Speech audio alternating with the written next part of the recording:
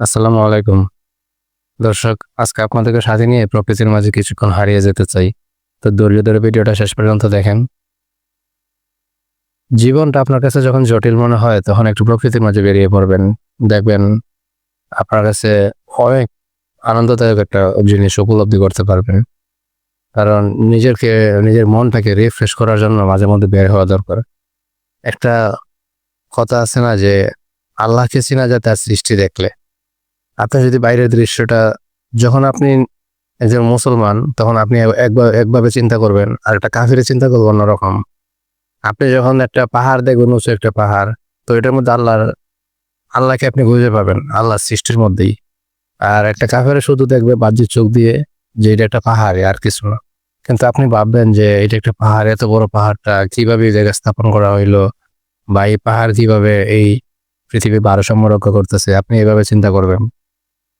তো মাঝে মধ্যে স্রষ্টাকে চেনার জন্য সৃষ্টির দিকে তাকিয়ে থাকতে হয় আর সৃষ্টিকে উপলব্ধি করতে হয়। কারণ আমরা ঘরের চার দেয়ালের মধ্যে আর মোবাইলের মধ্যে আবদ্ধ, কিন্তু বাইরের পৃথিবীটা যে কত সুন্দর তা আমরা একবারও কল্পনা করি না। তো আজকে আমরা ইন্ডিয়ার মেঘালয় পাহাড়ে ঘুরতে এসেছি নৌকা দিয়ে। তো দেখেন দৃশ্যটা কত সুন্দর।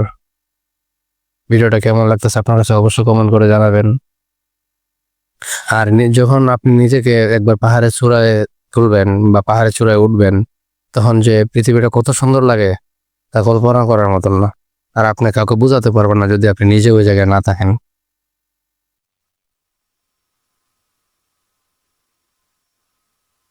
এই যে নদীর কলতান, পাখির ডাক, বাতাসের স্পর্শ, এইসবই আমাদেরকে মনে করিয়ে দেয় যে জীবনের সৌন্দর্য ছোট ছোট মুহূর্তের মধ্যে লুকিয়ে থাকে। আসলে আমরা আজকে এই তথ্য প্রযুক্তির যুগে মোবাইলের মধ্যে আমরা আটকে গেছি।